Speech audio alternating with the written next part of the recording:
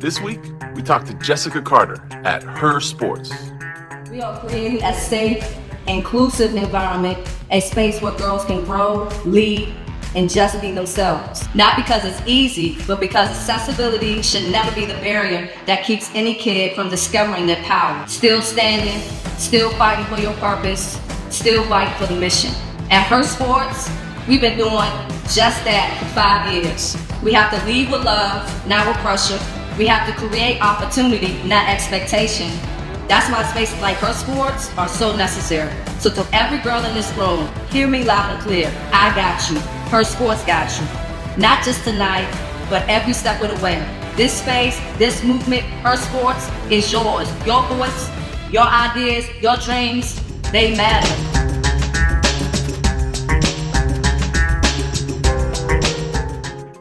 Welcome to another edition of For the Love of the Game. Today, we have a true leader in basketball, in Virginia basketball. We have a true leader of the game on our podcast today, and we are so blessed and honored to have you today. Coach Jessica Carter, welcome to For the Love of the Game. Thank you. I like your energy. Oh, I appreciate you, and I appreciate you for coming on.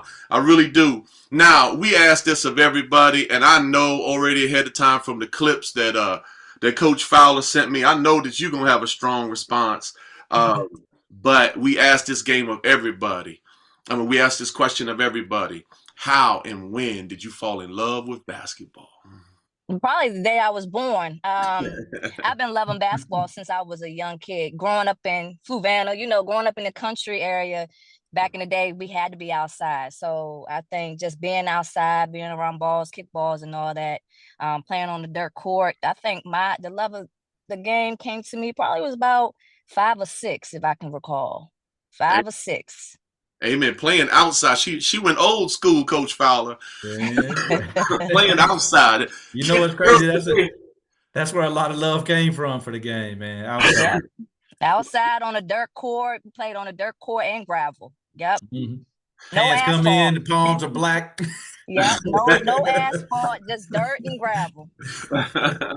Now, before I start hitting Coach Carter with all of my questions, Coach Fowler, I just wanted to go ahead and give you an opportunity just to say hello to the audience and then ask any questions that's on your heart or how you want to start us off. Well, this was going to be good, man, because I really kind of respected what Coach Carter's been doing. She has been a huge advocate for female athletes, not just basketball, but athletics in general. And so I've been, Coach, I've been in the background, kind of, quietly peeping and following what you had going on, and I saw ESPN recognized you and all of this. I'll let you tell it and all that, but. This is just one that has really intrigued me, and since we have this platform, I was like, man, this has got, it's a no-brainer. Got to try to get her on here so she can tell us more. So I'm excited about this one. All right, well, let's bring them out. Let's bring them out, Sarah. Okay, well, I have the honor of bringing out both of them. I'm so excited. So first up is Jessica Carter, who's the founder and CEO of Her Sports. Ever since I was little, I've always been the big sister, the caretaker, the supporter for all those who are around me. And now with Her Sports, we're just doing it in another way. I founded Her Sports here in Charlottesville, Virginia, because there was a need in our community, and I was asked to step up. We provide affordable workshops, clinics, and events that empower girls. And that self-esteem changes everything. Her Sports has made me a team player, empowered, an athlete, a marathoner, a good leader, proud to be the her in sports. I'm so grateful for this recognition from Toyota because this means we get more access for our female athletes here in Charlottesville. Being an athlete has taught me how to make an impact beyond the court, and that's what I'm teaching my girls.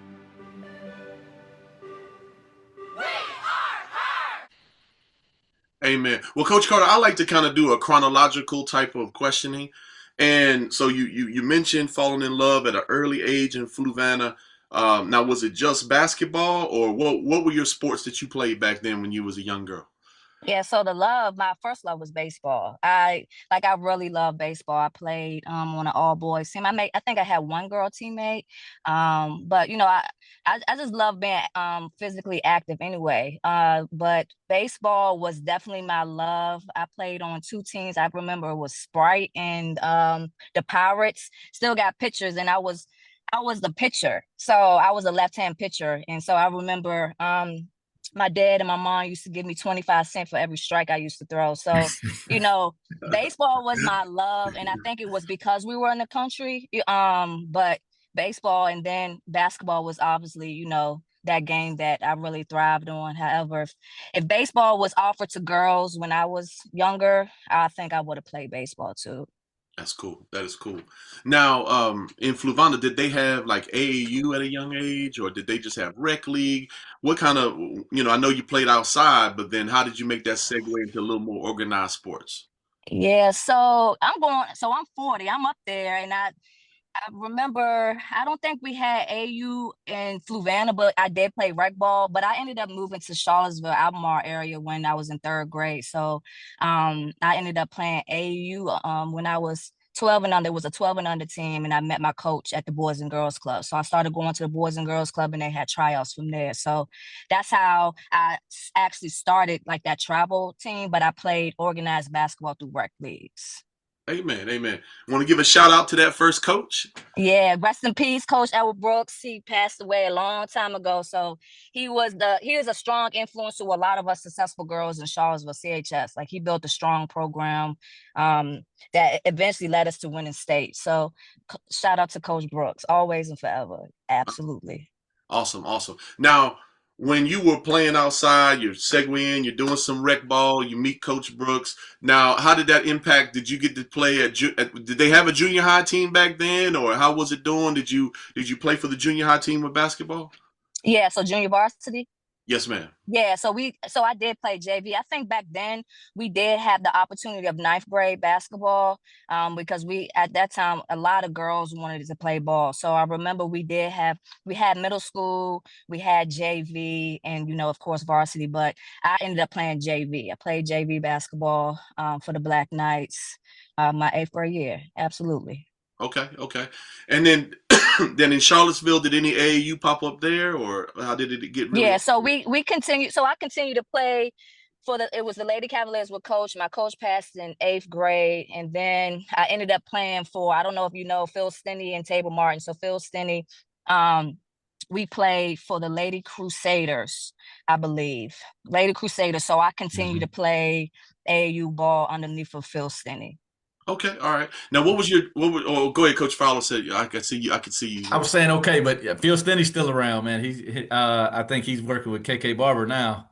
Yeah, Phil Stinney. Yeah, he coached. Yep, he coaches AU, but he's the head coach at St. Anne's. But I coached under him for Virginia Thunder. It was the Virginia Bells. It was Bells at first, and now they're Virginia Thunder. So now I'm about to start my own 8th grade team. Last year I helped out, but they have KK Barber, CJ from Albemarle as well. So he's building. He always builds a program. He always has something going on. Yeah. Yep. Now, just for the uninitiated, we know everybody knows you in Charlottesville and everything, but for the uninitiated, because we all people throughout all Virginia see the podcast. We don't have a big audience, but we have an audience that is spread out. So Absolutely. For the uninitiated, did you go on in college, and where did you play in college? Yeah, so I like when people ask that question because nowadays girls want to play D1. When I was growing up, everybody's like D1 or nothing. Like you want that scholarship, and that was my dreams. But I ended up tearing my ACL my senior year, and so a lot of my opportunities went out the door. We didn't have like what they have now, like highlight tapes, and social media. So I went to play D3 at Mary Baldwin. So it is my pleasure, and I'm so thankful that she invited me to do this, to introduce Jessica Carter.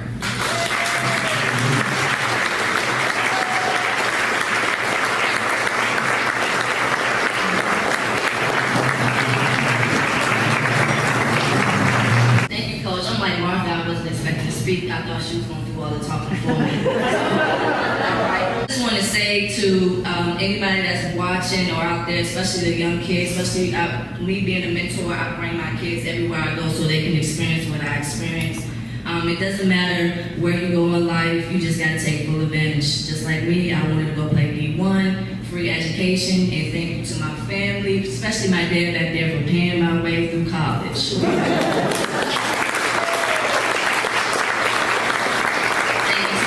Who was always on the sideline rooting and cheering me on, and to my mom, who now I'm a caregiver, suffers from brain injury. She's right there. She was one of my #1 supporters as well. They attended all my games, no matter what was in Philadelphia all the way to North Carolina. They was there. Thank you to Miss Fox, at that time who was the president. Miss Spalding, Sharon Spalding, she was the AD along with Donna. So my time at Mary Baldwin was wonderful. It was different, like I said, a culture shock, but if it wasn't for me attending Mary Baldwin, I wouldn't be here today. So I want to say thank you to Tom, congratulations to all the honorees, congratulations to the past Hall of Famers. I can now officially say I'm a Hall of Famer. So I played at Mary Baldwin in Stanton, Virginia. I feel like I had a great career. I set a record of 1953. I believe I hold the world record. I hold the record there. Hall of Fame. My jersey's retired. So D3 opened up a lot of doors for me, and I ended up going to Italy to play basketball for a couple of weeks too. So playing D3 has a lot of opportunity as well. So just wanted to throw that out there to any of your kids listening. That is awesome. That is awesome. Yeah, I've tried to mentally prepare my babies, especially with all the rules changing. Yeah. And NIL. Yeah. I've tried to mentally prepare them that they may have to do a 4-year bid, but I tell the good news I try to tell them is the pressure is kind of because of the world changing. You don't have to look at your junior year and senior year of high school as it's all over. Yeah. You have a broader platform, but then you still have a chance. You have 3 or 4 years to go and transfer up or do something else as well. So yeah, absolutely. It's a lot of, I mean, if kids really want to think about it, it's a lot of Division I colleges. I think they just look at the ACC, the SEC. It's like they see what they see on TV and think that's it. And there's so many schools out here in the States. It's like, I think, a lot of us coaches really got to educate them and provide them with, the resources, the knowledge to understand that it's more schools out here than Virginia, Duke, and, South Carolina, to give them options. That's beautiful. That's beautiful. Yeah, I'm way out in the country in Caroline County, and our high school, I think they were able to get $7 million worth of scholarships for our kids. Oh, wow. That's good. Yeah, that was really good. And that was even back when I was covering the county as a reporter, like in 2018. So they're doing pretty good. They're doing pretty good. That's. Make sure y'all like and subscribe for the Love of the Game with Tony and David. That was good. Now tell us, I know it was only for a couple of weeks, but that's an adventure being able to go to Europe and play. So tell us how that was and how much of it was like love and basketball and how much of it was not like love and basketball. Because I always love, that's a cool part of the movie right there when they go to wherever else. So it was only, I think it was 2 weeks? So Mary Baldwin ended up paying for me to go. So it was like an opportunity. I cannot remember what it was, but it was a lot of us from D3, male and female. And then they had a D1 program where we went to go play. We played in Milan. It was we actually went to Rome. So it was a lot of places that we visited, and each place that we visited, we played against the girls. But to be honest, we graduated from college, and we was playing against like 16, 17-year-olds that looked like they graduated from college. So their stature, like how they look, are totally different from how we were looking when we came to play against them. But we played outside. So it's just a different experience from when we played in the States to going overseas. And so I really, really enjoyed it for those couple of weeks that we was over there. The opportunity that they provided us was a real great experience. But I couldn't wait to get back home, to be honest. In Rome, when we stayed in Rome, I'm telling you, we had three of us in one room, and it was very, very tight, very, very tight. Wow. So I was happy to come home. That's awesome. Balling on a budget. Balling, I don't know what they was balling on, but we was on a budget. It was fun. We was waiting. The food over there is different. So in Italy, you can drink at like the age limit. You can have wine for breakfast and stuff. So we was like, what in the world is going on over here? And we found a McDonald's and they had curly fries. Like we were so happy over the smallest things, but it was a great experience. Well, in Italy, isn't that their water?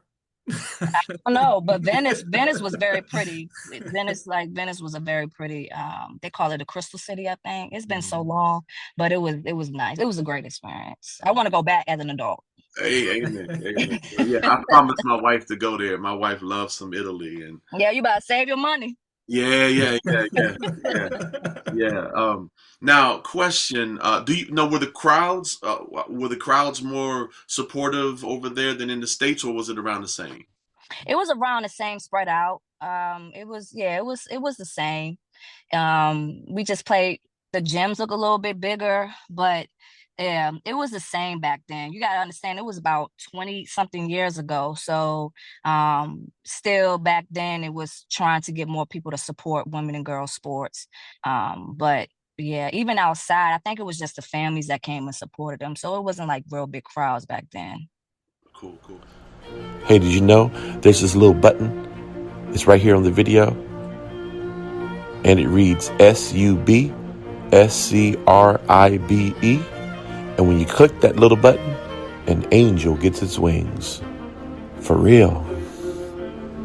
Now, question: at the end of your D3 playing days, and then also this wonderful European experience, for some athletes, it's really hard for them to figure out like when they're going to transition, or some folks, they still want to stay in the fight and they want to, they want to stay competitive and want to continue to keep on playing. And then some folks say, nah, I've maxed out.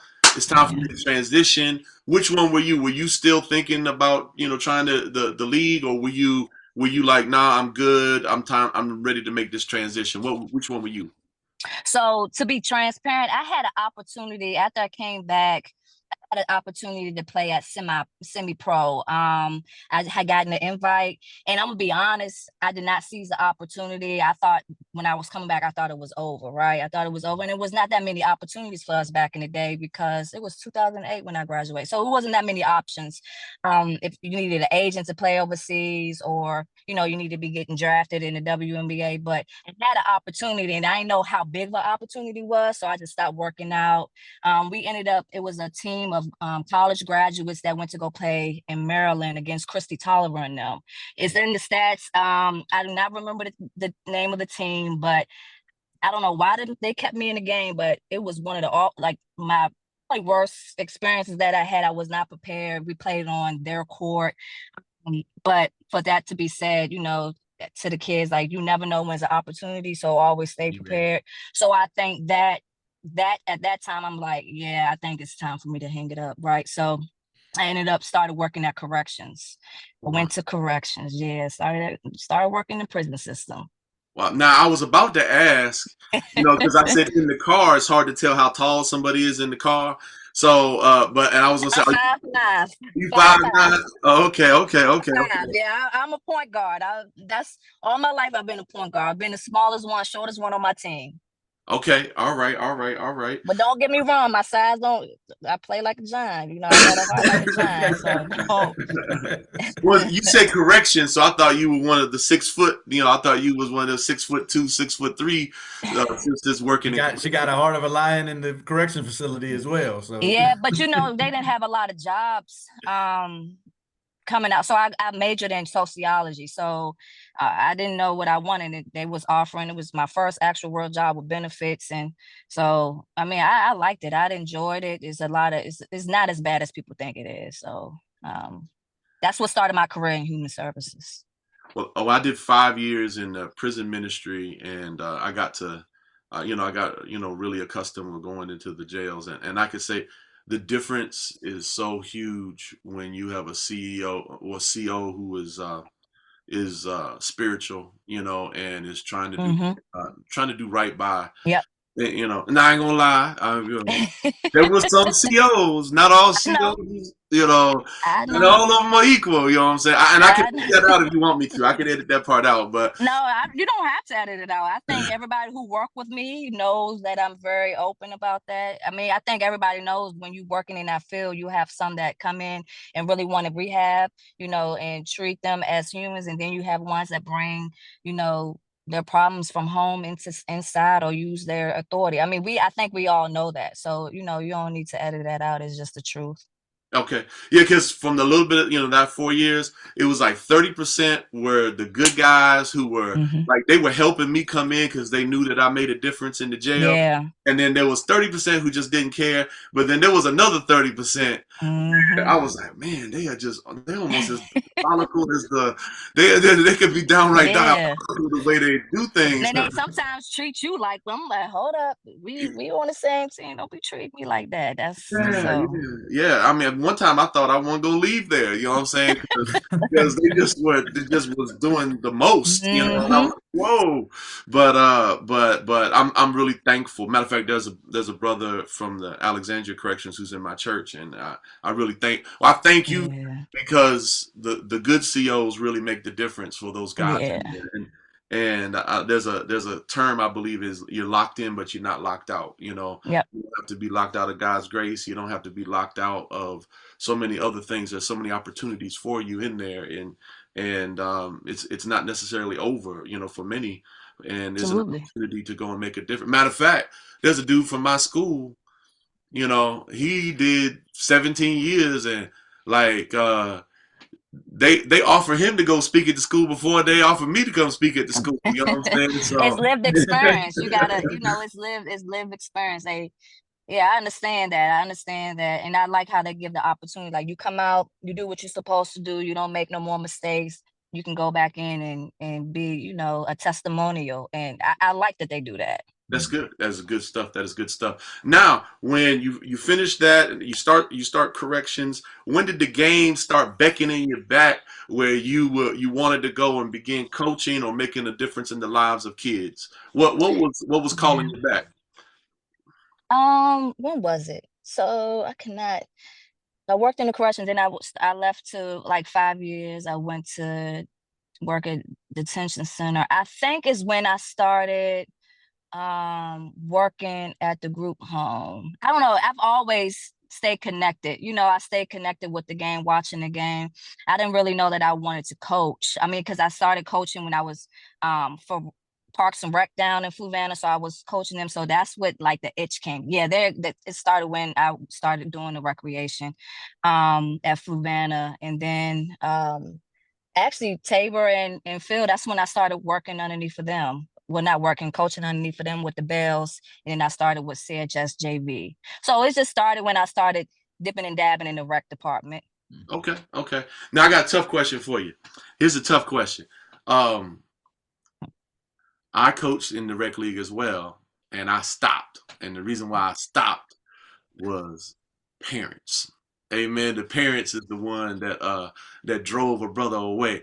Now my question is, did you have your crazy parent experience as well, or you know, how did you navigate that, and how were you able to kind of stay in it, even though sometimes the parents can really try coaches' patience sometimes, or did you never have that experience? No, I think I had that experience when I was coaching for AAU. We all got that experience, but the Parks and Rec, I think I was more the advocate of girls. So, you know, in Parks and Rec, it's a co-ed, so it's not that many girls playing. And I demanded me to get all girls against boys. So it was like that advocacy. But I didn't really have issues with the parents during rec, but it was when AAU came around, and that could be a whole day worth of conversation. When AAU came around, it was more of the parents that started feeling entitled. So that entitlement, I didn't have it on high school because we had meetings and stuff. And I had meetings for parents meetings and my expectations. But for AAU, you start getting that entitlement where, okay, they think they pay to play, but it's not that, right? And they think, a lot of parents think their kids are much better or better than what they really think they are, you know. So parents, became an issue for AU. I think, yep, that's when it started. But, you know, like I said, if you don't, like how I am, if you don't want to play for me, if you think that your daughter deserves much more playing time and not following my expectations, then I'm not the coach for you, because that's not how it should be. And if you want to coach yourself, then you can go get a coaching job. So I always tell my parents, still to this day, I don't want sideline parents. Like, during that time, AAU time, practice is our time. You are investing your time in us as coaches. And so for us, I feel that you all need to allow us to coach and stay on the sideline and trust us, right? Because that's the barrier for kid success these days.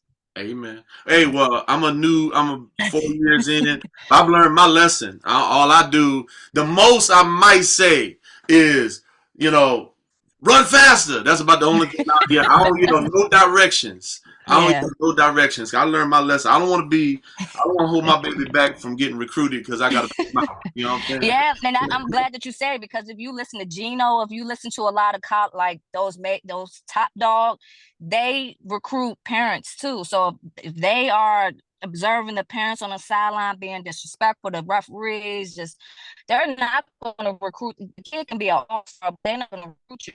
They got to recruit parent. So they need to realize they're not recruiting your child, they're recruiting you too. Right. Amen. Amen. I'm learning. I went straight. Go ahead, Tom. Go ahead, Coach. I was gonna say, man, I went straight basketball dad to get away from the parents, like y'all talking about. And I'm just now really trying to fight not to be that guy, to be that parent. You know what I'm saying? But I'm a totally different parent for my daughter's school team than I am for AAU, because AAU it's all good, but with school, whew, man, it's hard to watch sometimes, man. But yeah, it's a different, like AAU and high school basketball is so different. You know, it's like AAU, the kids should want to play at the next level, you know, because it's an investment. But high school is it depends on the school. I feel like sometimes the coaches or the athletic directors just allow kids just to play, you know, so it messes up that dynamic. That now it messes up the fun, and it messes up that culture of, like, back in the day, like we want a team where we want to win. But now it's like, it seems like anybody can stay on the team. It's kind of different, very different. You know, it's not fun. Parents come in, you pay $8 to come in, and then you see, like, you know, your child is working hard. You know, the team has capabilities, but then it's a lot. Yeah.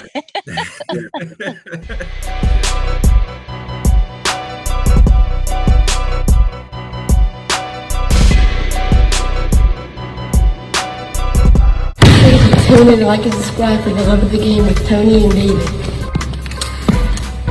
So now you started working, you went from rec league, you started getting involved in AAU, but now I have been hearing that you have an incredible program that has gotten national attention lately. Can you tell us about how you evolved from helping out in rec league, helping out in other areas, to this national exposure that you've been able to get recently? Yeah.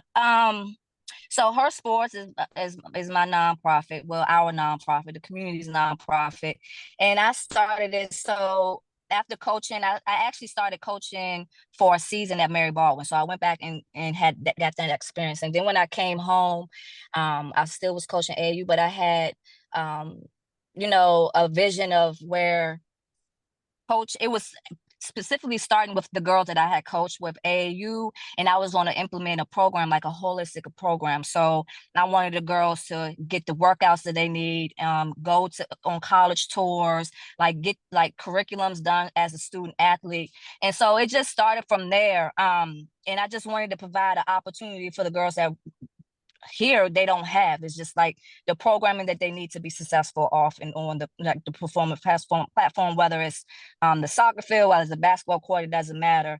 And so and then COVID hit. Like COVID had hit right when I started. It was like we had started one session where the AU team that I was coaching, we went to one of the gyms and we started, and then again, like the next couple of days we was in COVID. So I just had a lot of ideas that came up, right? And so it was, I feel like it was a perfect timing. And one of our major events that really started launching Her Sports was the Her Sports Day. So the Her Sports Day, now I call it like a sports festival where it's free opportunities for girls to come out and actually engage with whether it's UVA athletes or, high school coaches, previous athletes to come and teach them like an hour of clinics, whether it's field hockey, we have rugby, volleyball, basketball, and also they have mental health resources. So they have mental health resources, food, free entertainment, bouncy houses. So it's like a sports festival, but it's also the opportunity for the girls to get engaged, right? And then it just led from one thing to workshops to our Hustle Academy, which is a curriculum-based program that was developed by UVA students for 5th and 8th grade. And now we're extending to 9th and 12th based on their athletic development, where they're at in their careers. But now we're going on 6 years and we just offer a lot of different opportunities. We have Flag League that's getting ready to launch. We have the Basketball League.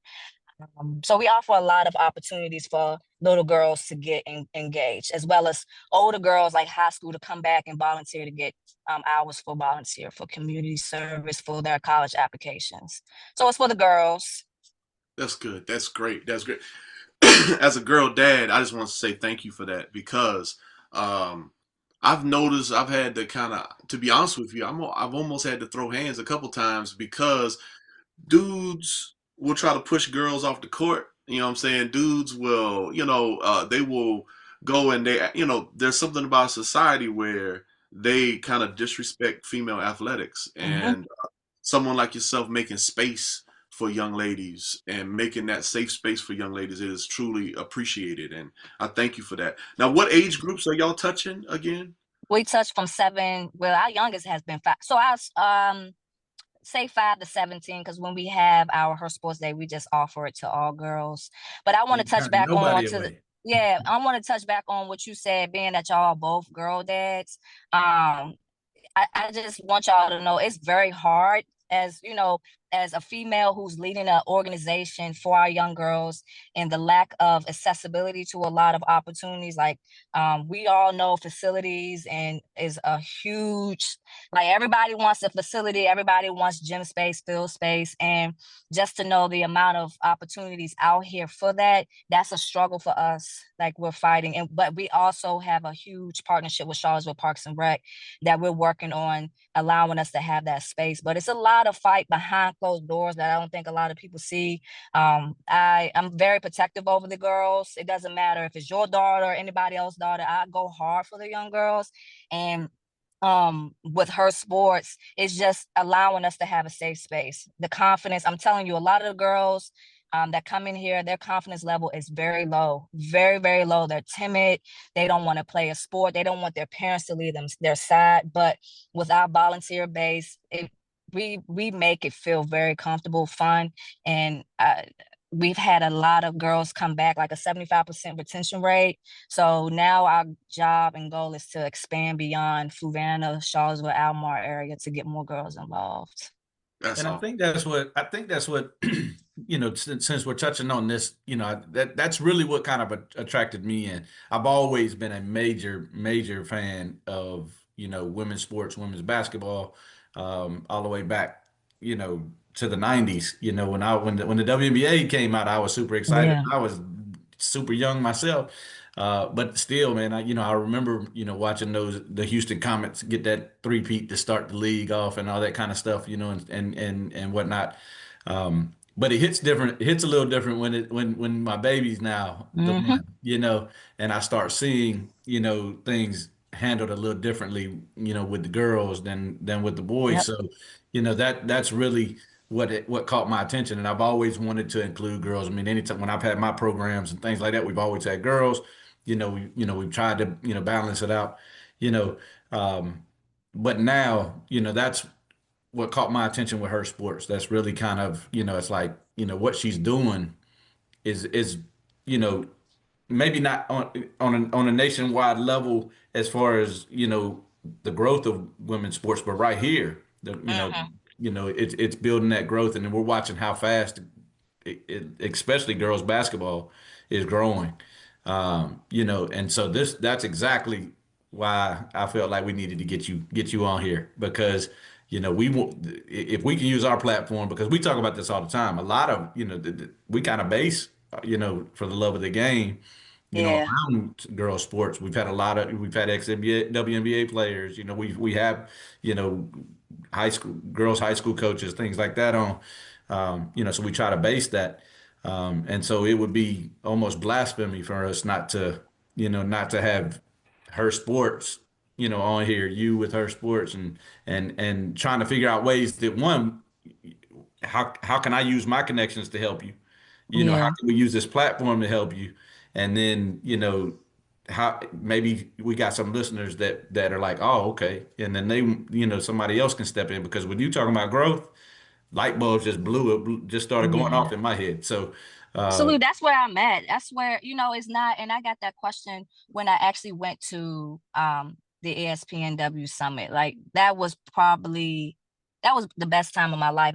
And being in the room with, WNBA athletes, Olympians, sports agent, all filled with women, and they're all fighting the same mission, well as equality in pay, respect in the game. Like they are all fighting for the same thing, and just making those connections and just seeing how they want everybody to win and getting a lot of major feedback. And one of the questions was to me is, my future, and I want to be able to expand in Virginia. Like I don't want to go nowhere out but Virginia, because for me, I feel like, yes, we're the country, but I feel that Virginia has so many amazing athletes, so many young athletes that are coming up, that just because we don't have a major, professional team that's right here in Virginia, yes, we have, DC, but because we don't have a major professional professional basketball team or baseball or whatever, we still have the opportunity to bring a lot of resources here and in Virginia. So that's my goal, is to bring the same opportunities that other big states have, like Atlanta, New York. I want them here in Virginia, and give the girls the opportunities that they deserve. So Virginia is my goal, to tap in wherever people want to expand. I'm here for it. That's the goal. Amen. Don't forget to like and subscribe for the love of the game. Amen. Amen. I think as well, and if I'm wrong for saying it this way, I'll correct it or I'll edit it out. But the thing that I think, I really like the fact that you from Fluvanna, and I really like the fact that because I've seen things in Caroline and everything, and I think sometimes in a rural area it's easier for girls to get caught up in certain patterns, and her sports I think can break those patterns. You know what I'm Yeah. saying? Like, in sports in general, I can even see it in my girls, that the difference between, before sports and after sports, they kind of know now with the growth mindset that even if basketball don't work out, they know it doesn't work out like exactly how they wanted it to work out. They know that they can put their mind to something, they can work hard at something, and then they can go from trash to great, or trash, Mm-hmm. and they know that there's a process. And matter of fact, my oldest has applied it to her academics, where she went from an AB student to an A student, but it was basically because of academics. I mean, excuse me, because of athletics giving her that framework, and I That think, structure. yeah, that structure. So I thank you for that. Now, you mentioned something that really caught my ear as well. You said something about helping people with college applications. What was that process? What's that process? You could share it with our folks.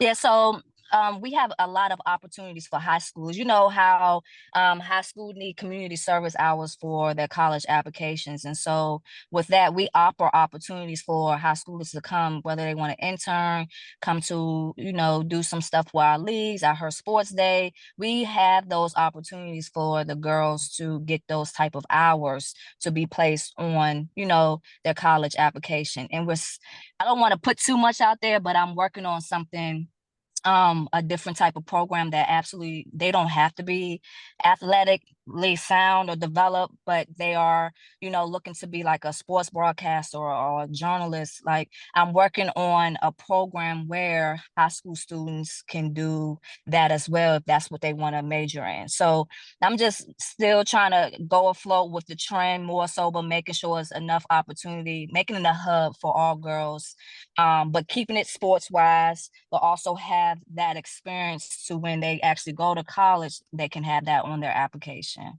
Okay. Now, I always tell my church that Jesus is free, but ministry is expensive. And so, like, because people, I always let them know, like, I ain't drawing a salary, but guess what? The lights, rent, like all this stuff costs some money. Absolutely. So, how is Her Sports funded? And then how can people, if people want to contribute, people want to help? I know you shared a little bit about there's certain municipalities that are helping you, but is that the only help you're getting, or what kind of help are you getting? And how can people, where can people send in some funding to support this? Absolutely. So, as a nonprofit, we're a 501c3. So we apply for grants.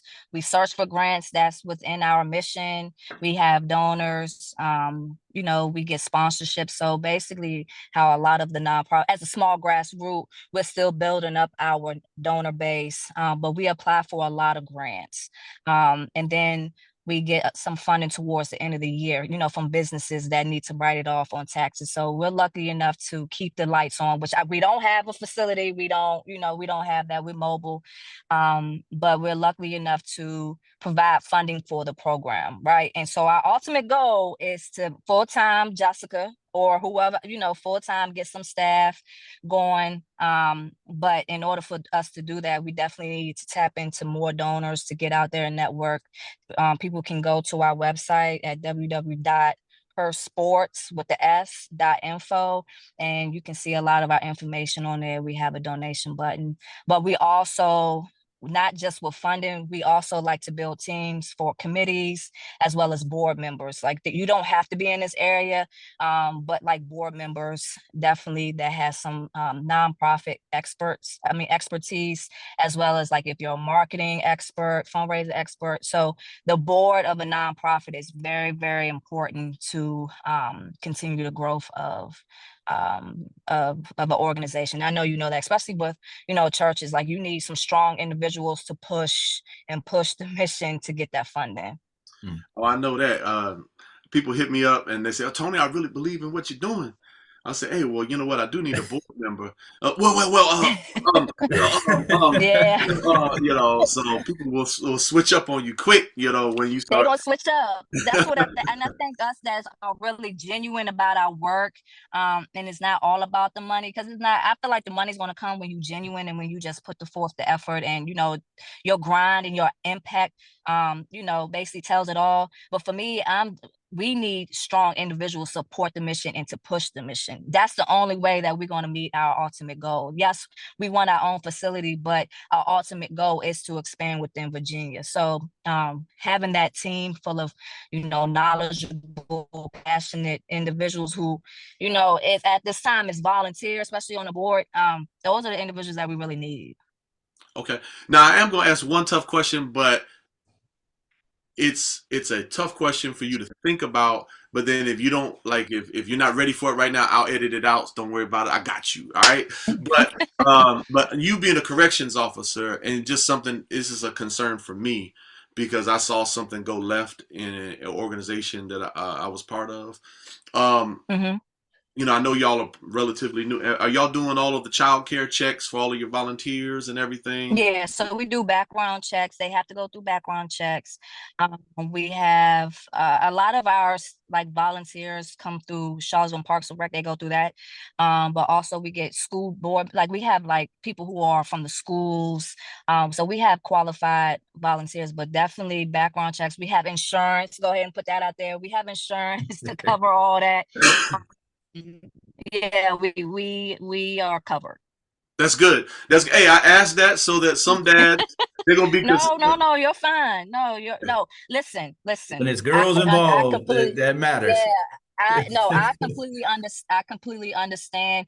And to be honest, we don't have a lot of male volunteers unless it's like partners. So when we partner with someone that is like a male, so and they should already be going through their background checks with their organizations.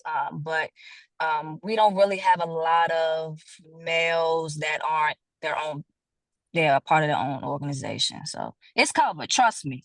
It's No. covered. John, the reason why I feel comfortable asking you that question is I know as a corrections officer, you were Oh thinking. yeah, and I got trained. So it's like we have where coaches, I provide them a bundle worth of training on like how to deal with girls. Like I give them the resources how to coach. I'm actually trying to, and I let you all know, especially you coach. And if y'all want to come down, working with somebody from CHJS, which is a Healing for Justice in Sports, and trying to get them to do a coaches clinic around coaching girls. So I've been wanting to do it for a while, and I think it's the right time to do it just with everything that's going on. So I'm in the works of getting that done, hopefully by like August and September.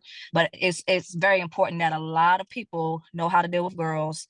And just because you coach boys don't mean you know how to coach girls. And I really want to throw that out there. That is true.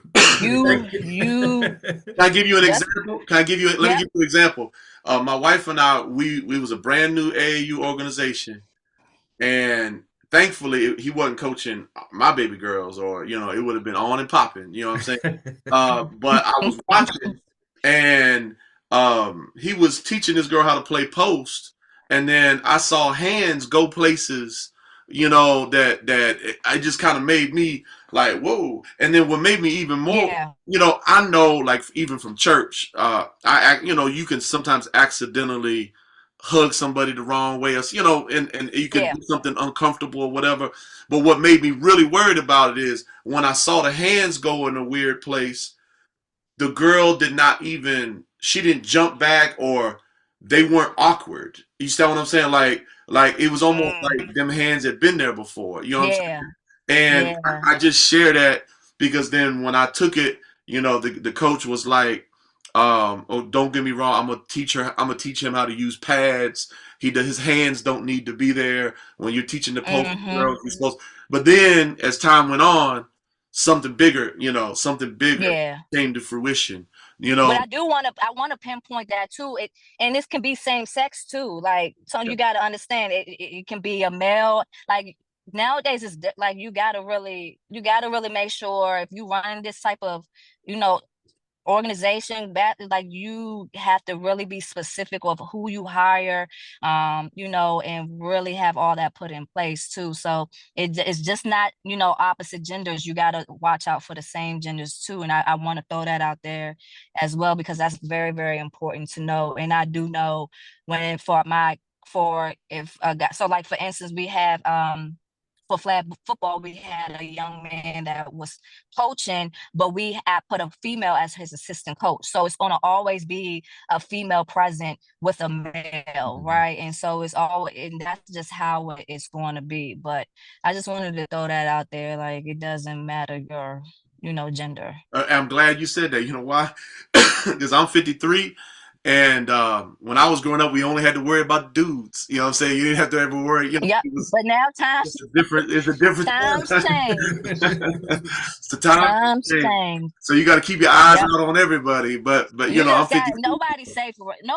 Nobody's safe these days. And we could talk like nobody is safe. When I go to the Nays Academy, they have the sports administrator training, and they have the child is a organization for missing children, and they talk about like sex trafficking, and 9 times out of 10 it's a female or grown woman trafficking like young girls. They make them feel comfortable. So it's like you have to, and that's why I really want to have this training, because people have to be able to identify those signs with these kind of folks, because sex trafficking is a lot of money, and this world ain't safe, right? And so, and I tell the coaches all the time, when these kids come with us, they are our responsibility. Like, and I tell my girls all the time, y'all don't go out here acting a fool. Watch how you dress. Don't be speaking to people like you don't know. We're not doing none of that. You're gonna dress like I'm like dead on it because I don't trust anybody. And they be like, Dad, Coach, no, I'm being serious. Like, I'm not playing those games because you see how I am now.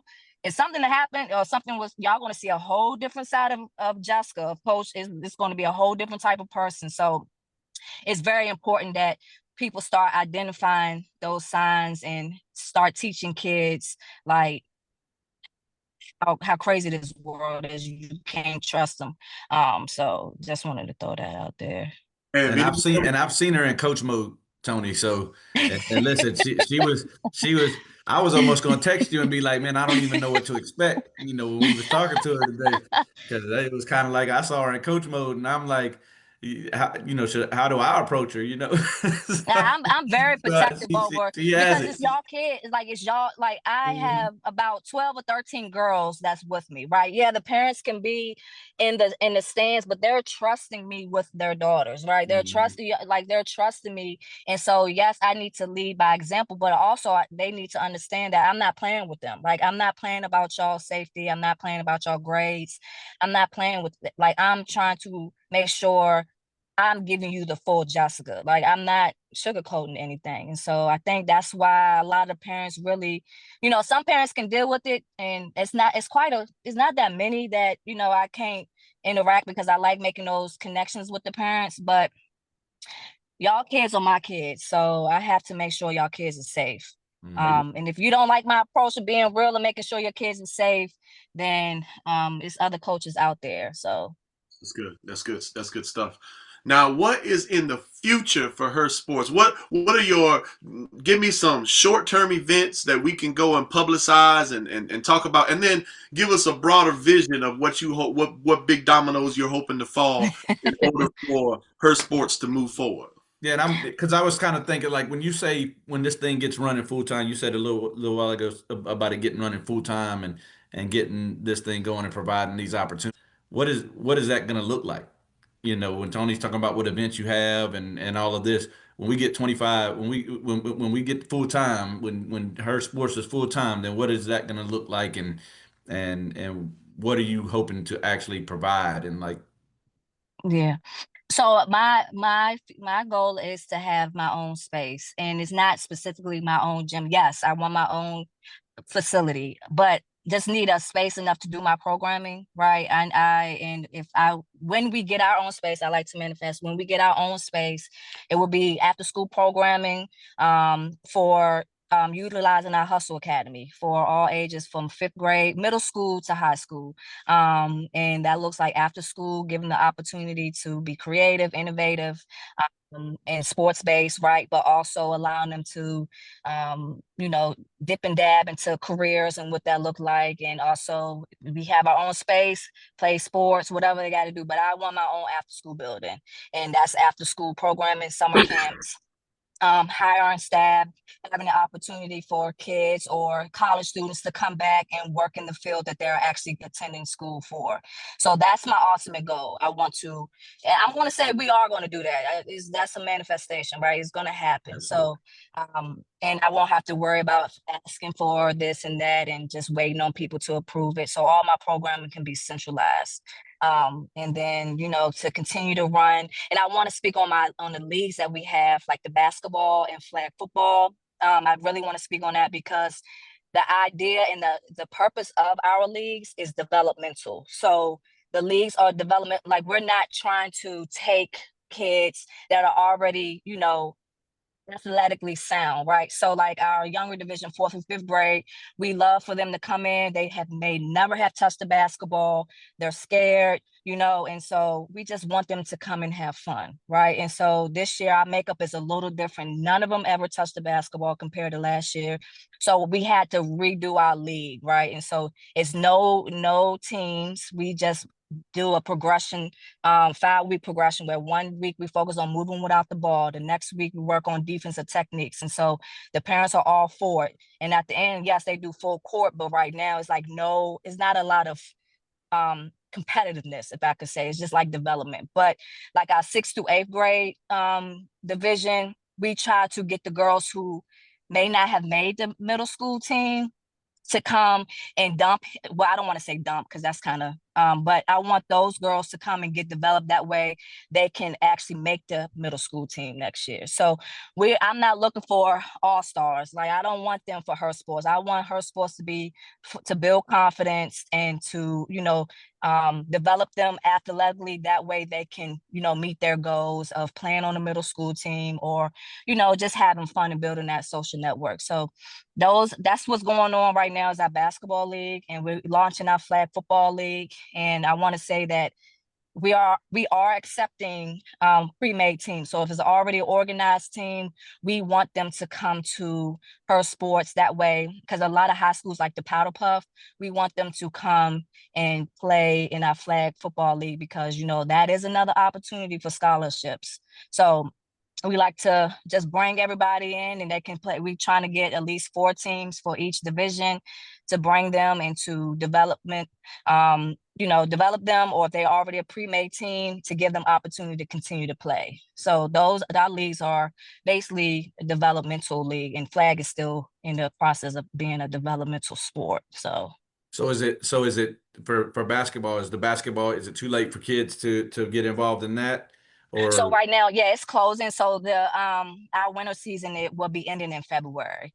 So I'm trying to figure out if I want to launch another one during the summertime or like fall time. But I don't it's so many organizations out here that have leagues, and I don't want to take away from them. And I want them to to understand how her sports is operating. It's just developmental. Like, if kids really need that self-confidence and that boost, we have the staff that are very patient and very passionate enough to give them what they need. Mm-hmm. And when does the flag football start? So registrations are open now, and registrations close March 13th. One thing you said that really resonated with me is, I don't know, maybe it's changed because y'all still are working with kids, and the only kids I know is my 2 kids. But when I was growing up, we would really be getting up because my parents got off at 5:30, and I got on that school bus at 2:15. So from 2:15 to 5:30, it was like hell on earth. We were into some of the most diabolical, crazy, things. I'm just glad I didn't get hurt, and I'm glad that I didn't get arrested. I'm glad I didn't go to jail, because from 2:15 to 5:30, it was wild. And at least in my day, that's the time we would get into trouble. So has that changed, y'all? Y'all know kids better than I do. Has that changed, or is that still a Stay on the phone. So 2:15.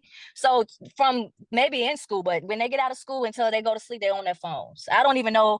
I mean, y'all may be different, but the kids that I work with, I ask them, do y'all eat at the dinner table? Do y'all have it's just different times, but they are on their phones all the time. Yes. You got to worry about them getting in trouble on the phones now, not out in the street. What are you doing on the phone? That's where the trouble lies there. If you ask any of my kids that I coach, especially when I coach middle school, I had a little bucket, and I put your phones in here. They put your phones. If I find out that you got a phone, you're running. So I make them, when they walk into practice, all phones are in the bucket, because the first thing they do nowadays is they go straight to their phones, either to do TikToks and stuff. And I'm like, yeah, they need to have, it's different. They cannot detach themselves from their phones.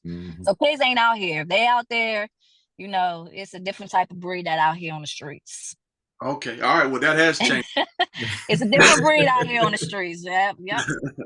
No, when I was a kid, we were beating each other with sticks and like doing crazy stuff out there. So I guess we had to stay outside. Our parents say, make sure you're home before the lights come on. Like, we wanted to be outside. I'm not trying to be in the house. Like, we wanted to be outside.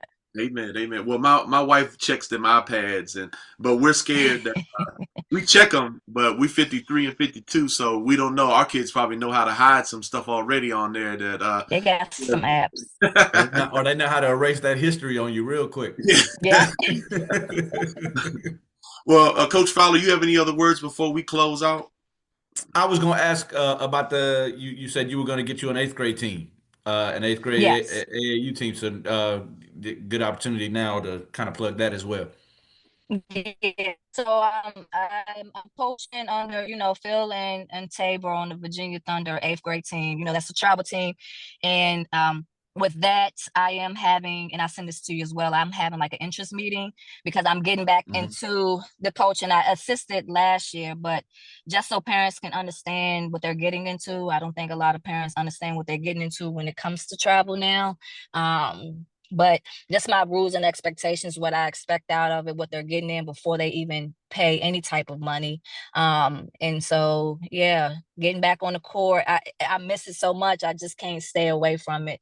But we're building an 8th grade team, and that's the only thing I'm sticking with. I want a team that I can build with, and basically really just finish coaching out with, like 8th grade until everybody graduates. So I just want this team to be something I can build around and also implement some of my ideas that I had with her sport. So they be getting all the resources that I have. Virginia Thunder, the girls were getting access to it, but definitely I'm looking forward to getting back on the court. I miss it.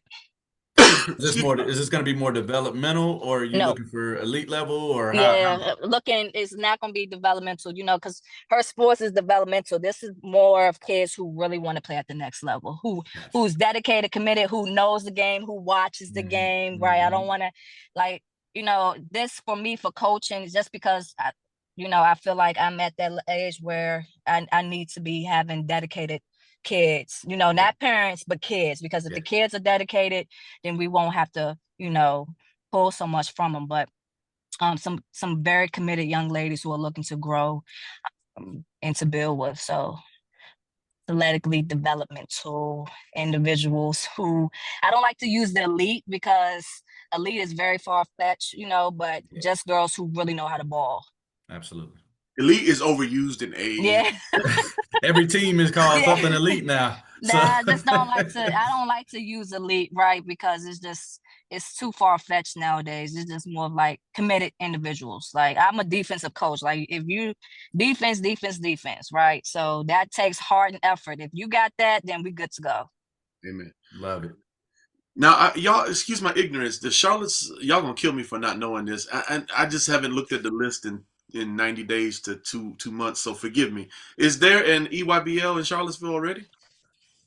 No. The only 2 EYBLs, 3 EYBLs maybe, and I don't even think they're EYBLs. I think there's a couple that are EYCLs, but the Fairfax Stars and Boo Williams are the 2 EYBLs that I are in Virginia. Okay. I think the other ones that, like, maybe, and I might be wrong, Cap City Ballers might be EYCL. So I don't. Yeah. Outside of those, I don't think there's any EYBLs. Oh, maybe in 2 or 3. That's why I asked. Maybe in 2 or 3 years, Coach Carter. It's hard to find. So how the AAUs they pull from different areas. Like, everybody wants to go to different teams because of the EYB. It's like people want to drive an hour and a half away to go play on a team that's like, you may not get playing time, but because they have that name, you want to play on it instead of staying at home and building your own quote unquote elite team. I don't understand, because that's how we once stayed. We all played AAU together, and I think that's how a lot of teams nowadays in high school they play together and they win championships. So it's like, come on, there's a lot of great athletes in here to stay within the area. You don't got to travel an hour or 2 away. Yeah, It would be nice if it was still that way, but unfortunately, It's not. I think those days have long gone where you can keep kids close and build with them locally. Absolutely. Yeah. Well, maybe with Coach Carter, Coach Fowler, maybe Coach Carter a couple of years. You never know in a couple of years, you know. He said he seen me coach. He said he seen me coach, but I'm good with it. Listen, I love that passionate intensity, and my daughter loves it too. But getting her to walk I'm a away from very Boo Williams at passionate this individual. point, getting her to walk away Oh, from no. Williams at this point, she I don't think she's walking away from that. So Yeah, I understand. It's not a lot of, when you find a good coach and a good program. For me, I've never wanted to pull from if you're comfortable, you're comfortable. You can plan time, you can time. I'm not the person who's like, you have to commit to one team. I'm not someone who's going to coach the kid, right? Because that shows your commitment. But Yeah, you know, Boo Williams was around when I was around. We played against Boo Williams, and Boo Williams be developing a lot of great athletes. He's been around. He's the godfather of AAU, so he's Godfather, absolutely. yeah. But listen, I'll tell you what, this is what this area needs. So I really, what you and KK are doing, I know Phil Stinney's been doing this for years. I remember when he had the Crusaders and the Lady Crusaders. But what you guys are doing with getting these teams, and even CJ, this is what this area really does need, because Italy, when she really started playing basketball and wanted to play elite level, there was nothing. She actually played in fourth Yeah. grade. She played with the Thunder. When they were eighth grade. They were an A-grade team, and she was playing with them in fourth Oh grade because wow. we didn't have anything around here. So we Yeah. had to drive to Richmond to actually get to a team, and now, of course, we're driving to Hampton. But this is what this area really needs, because we don't have, a team that's worth staying local for.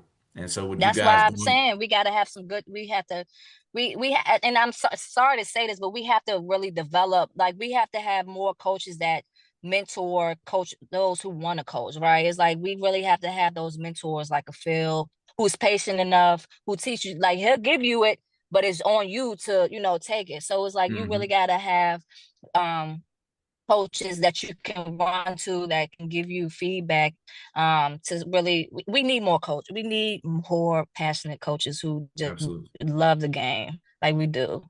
That's awesome. That's awesome.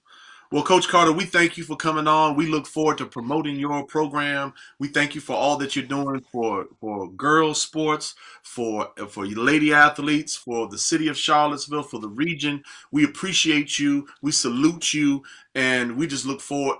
I can say that I truly look forward to promoting this podcast, not for the sake of our podcast, but for the sake of her sports. Absolutely. Thank y'all for having me. Y'all, thank you. I didn't even know, this is good that y'all are doing this. Like, this is needed. This is really needed, especially around the game of basketball. Two men that, absolutely are girl dads, right? Y'all are girl dads, Yep. but also showing love to us women is we need more of you all. And I just want to say thank you for that. Well, I appreciate you, Absolutely. and we just you're going to be seeing this podcast all over social media, so we're going to be Absolutely. posting it everywhere so that people can find out about your wonderful program. Coach Fowler, any closing thoughts? Just stay connected.